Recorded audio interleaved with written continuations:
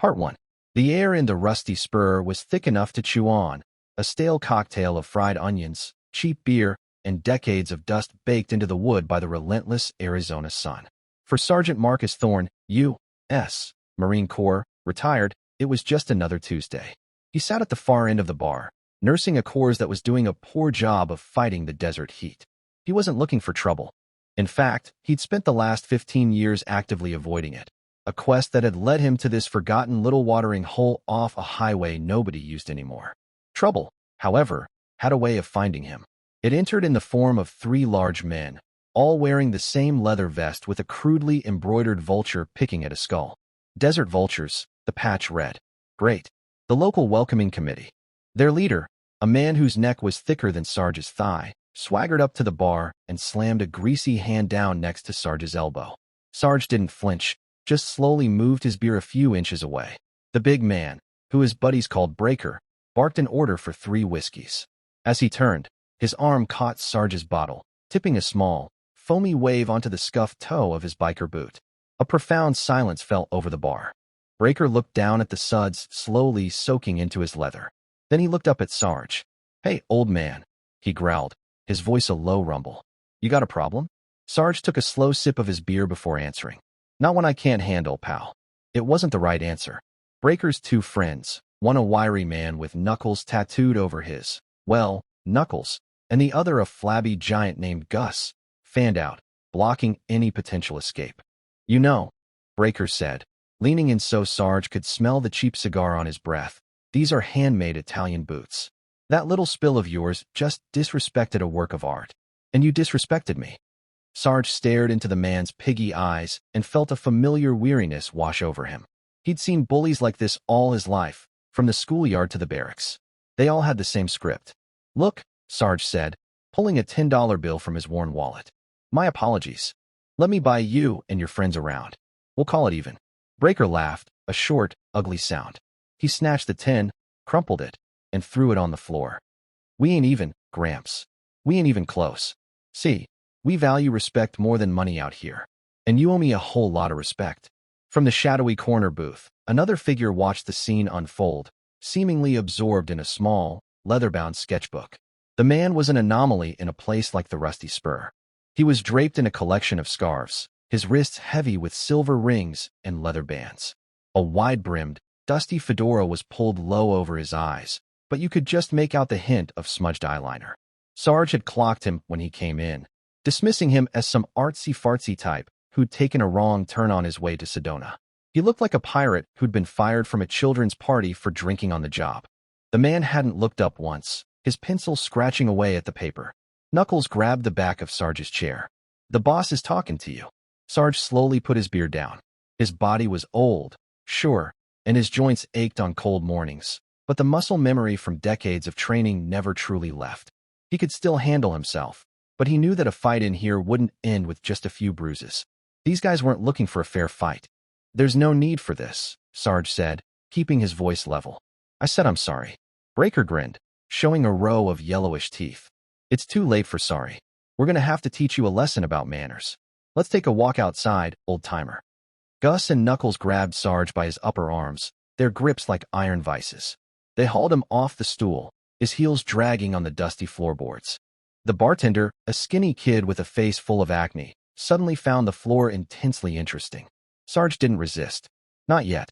You never show your cards until you have to." As they dragged him towards the swinging doors, a voice, calm and slightly strange, sliced through the tension. It was a smooth, almost musical baritone with a weird, rolling cadence. "Gentlemen." Every head, including Sarge's, turned towards the corner booth. The scarf-wearing man was slowly getting to his feet, closing his sketchbook with a soft snap. He pushed his hat back slightly, revealing a pair of dark, intense eyes that seemed both amused and deadly serious. "I do believe," Johnny Depp said, a faint, unreadable smile playing on his lips, "you've forgotten your table manners." Part 2. BIKER and his 2 goons froze, their hands still clamped on Sarge's arms. They stared at the figure emerging from the shadows of the corner booth. He wasn't big, not in the way they were. He was lean, almost slight, a collection of angles and fabric that didn't seem to belong in the same physical reality as their brutish frames. BIKER squinted. "The hell did you say?" he grunted, his brain working hard to catch up. Johnny Depp took a deliberate step forward, his boots making a soft, almost inaudible scuff on the wooden floor. He moved with a strange, fluid grace, like a dancer waiting for his cue. "I was merely observing the scene," Depp began, his voice a low, confidential murmur, as if he were sharing a secret with the entire bar. "And the blocking is all wrong. Terribly cliché. See, your motivation is clear: intimidation, casual brutality, a soupçon of latent insecurity. But your execution, my friend, it lacks authenticity." He gestured vaguely at BIKER with a ringed finger. "You're playing the idea of a tough guy, but you're not feeling the character. It's a surface-level performance." Sarge, caught between the two bikers, could only stare. He was pretty sure this guy was insane. This wasn't a movie set. These were real, grade-A scumbags who were about to beat him to a pulp, and this weirdo was giving them acting notes. BIKER let out a short, confused laugh. "The hell are you talking about? You on something?" Depp smiled, a slow, conspiratorial grin. "I'm on a quest for truth. In art, in life. What you're doing here," he said, waving a hand to encompass the whole sordid affair, "is a tired narrative. The local toughs harassing the noble veteran. It's been done to death. There's no subtext, no nuance." He started to slowly circle them, his collection of bracelets and beads tinkling softly. He pulled a long, purple silk scarf from one of his coat pockets and began polishing an already gleaming silver skull ring. "Now, if you were to, say, engage him in a battle of wits, or perhaps challenge him to a game of chance for the honor of your boot, that would be interesting. That would give the scene texture." Knuckles, the wiry one, tilted his head. His brow was furrowed in genuine thought. "Hey, wait a second. I know you. You're that guy? From that pirate movie, right?" Depp paused his polishing and looked at Knuckles, a flicker of appreciation in his eyes. "The costume department does wonders, of course, but the soul, my friend, the soul is a continuous performance. You, for example, have chosen a fascinating, if somewhat predictable, wardrobe.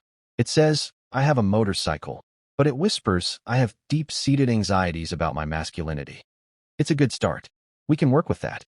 Gus, the big, silent one, just looked back and forth between Depp and BIKER, his mouth slightly agape. The situation had gone way off script for him.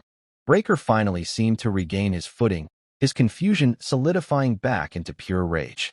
This guy, whoever he was making fun of him. "I don't know who the hell you think you are, you freak," BIKER snarled. "But you're about 2 seconds from eating your own teeth." Depp sighed dramatically, as if disappointed by a student's lack of progress. "You see? You immediately resort to the violent denouement. No rising action, no character development. Just pow." He clapped his hands together softly. "It's lazy storytelling." He then reached into another pocket and pulled out a small, tarnished brass box. He flicked it open to reveal a collection of what looked like old, mismatched buttons. He selected a chipped, mother-of-pearl button and held it out to BIKER. "Here, let's try some prop work. Take this. This button represents your last shred of humanity. Now, look at the old soldier. Look at his eyes. He's seen things you can't imagine. Does your character really want to extinguish that light? Or does he want to understand it? Search for the emotional truth, man." BIKER stared at the button, then back at Depp's earnest face. For a moment, the sheer, unadulterated weirdness of it all had him paralyzed. Sarge used that moment. He knew this was his only chance. This actor fellow was buying him time, whether he meant to or not. But the spell was breaking. BIKER shook his head, a bull clearing its vision. "I'm done with this freak show," he roared, his voice echoing in the small bar. He shoved Depp hard in the chest.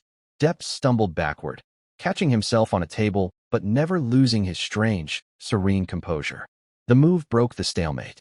BIKER turned his fury back to the original target. "And I'm done with you." He let go of Sarge's arm, freeing his hand to ball it into a fist the size of a canned ham.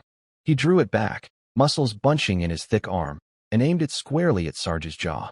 The time for talking, for acting lessons, for incomprehensible monologues, was definitively over.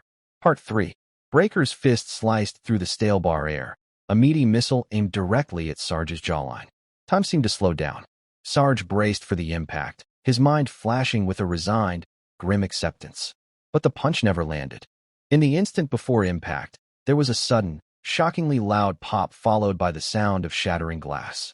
Johnny Depp, having recovered his balance, had snatched a dusty, unopened bottle of cherry grenadine from the back of the bar and, with a theatrical flair, smashed it on the floor right at BIKER's feet. A sticky, crimson tidal wave exploded outwards, coating the floorboards and the biker's boots in a thick, sugary glaze. The sheer unexpectedness of the act was like a stun grenade. BIKER flinched, his punch veering off course and whistling past Sarge's ear. He looked down at the spreading red puddle and then tried to adjust his stance, but his heavy boots found no purchase on the slick, syrupy floor. His feet went out from under him, and he began a comical, windmilling dance of desperation, his arms flailing wildly as he fought to stay upright. The distraction was all the opening Sarge needed. The Marine inside him, the one who'd spent a lifetime capitalizing on chaos, took over. As Knuckles and Gus, who were still holding his arms, struggled for their own footing on the now treacherous surface, Sarge acted. He drove the heel of his boot down hard on Knuckles' instep, eliciting a yelp of pain. Simultaneously, he threw a sharp elbow straight back into Gus's soft midsection. Gus grunted, the wind knocked out of him, and his grip slackened. Sarge was free.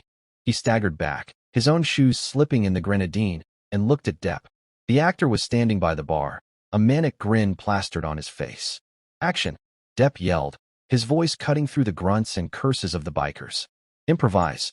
The floor is lava. Find your inner conflict and express it physically."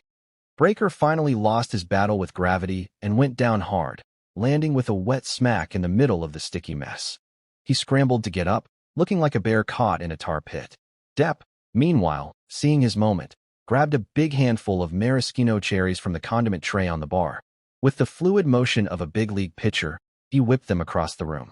A dozen sticky red orbs splattered against the main light switch by the door, and with a fizz and a crackle, the main overhead lights went out.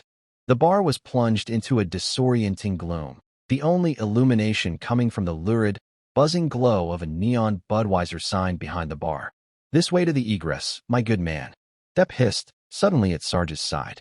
He grabbed Sarge's arm, and the two of them scrambled towards the swinging doors, their feet making squelching sounds with every step.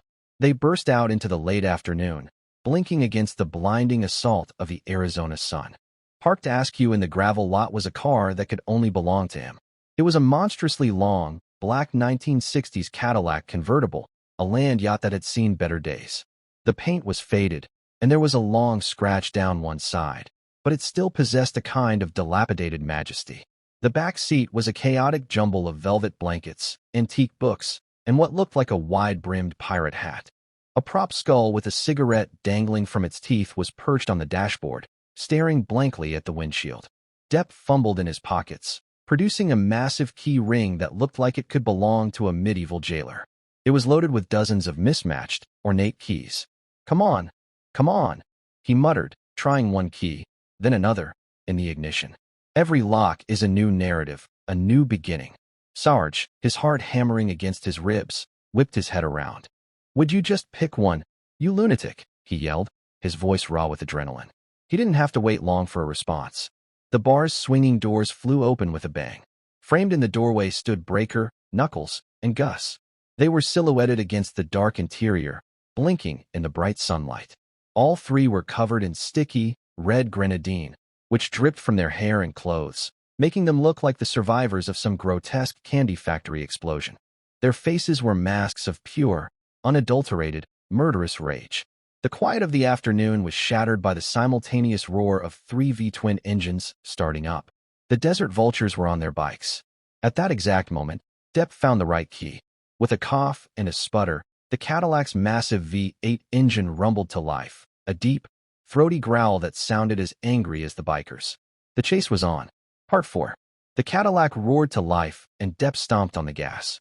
The rear tires spun wildly in the loose gravel, kicking up a rooster tail of dust and rocks that pelted the front of the approaching motorcycles. The massive car fishtailed onto the cracked asphalt of the highway, straightened out, and shot forward with a surprising burst of speed. In the rearview mirror, Sarge could see the 3 bikers weaving through the dust cloud, their headlights like the angry eyes of pursuing predators. They were gaining. "Just drive?" Sarge yelled, gripping the dashboard until his knuckles were white. "Forget the scenery, just drive." But Depp seemed to have a different definition of the word. He was driving with one hand, his other fumbling with a collection of ancient cassette tapes on the passenger seat. A chase scene is utterly naked without a proper score. He shouted over the roar of the wind and the engine. Do you feel something more Stooges-esque, or are we leaning towards a classic Morricone vibe? Sarge stared at him in disbelief. Are you insane? We're about to be roadkill, and you're looking for theme music? He grabbed the steering wheel himself as Depp became preoccupied with trying to jam a tape into the deck, narrowly preventing them from plowing into a row of mailboxes. This was the most terrifying and absurd situation of his life. The calm, collected Marine veteran was now a white-knuckled, screaming driving instructor to a man who appeared to be directing his own death scene. The bikes were getting closer, their engines a deafening roar. BIKER was pulling up alongside the driver's side, his face a mask of fury. He swiped at the side mirror with a tire iron, shattering it.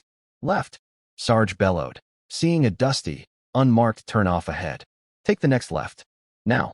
It was a road leading to a long-abandoned open-pit copper mine he knew from his early days in the area. It was a long shot. Depp, seeing the wild look in Sarge's eyes, finally seemed to embrace the gravity of the moment, or at least its cinematic potential. He gave a wide, manic grin. A plot twist. I love it.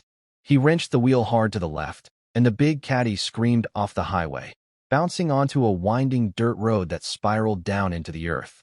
The massive, terraced pit opened up before them like a man-made Grand Canyon. The bikes, forced to slow down to make the sharp turn, followed them in, their riders cursing as they navigated the loose gravel. The spiral road was narrow and treacherous.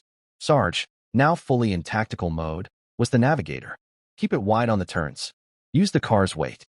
Depp, for his part, was finally in his element. He handled the huge car with a newfound, reckless grace, drifting it around the dusty corners, cackling as pebbles rained down into the pit below. Like dancing with a beautiful, heavy woman, he yelled. At the very bottom of the vast pit, the road seemed to end at the mouth of a dark, collapsed mining tunnel. The three bikers, seeing this, fanned out, blocking the only way back up. They had them trapped. Sarge's eyes darted around, searching for an out. He saw it.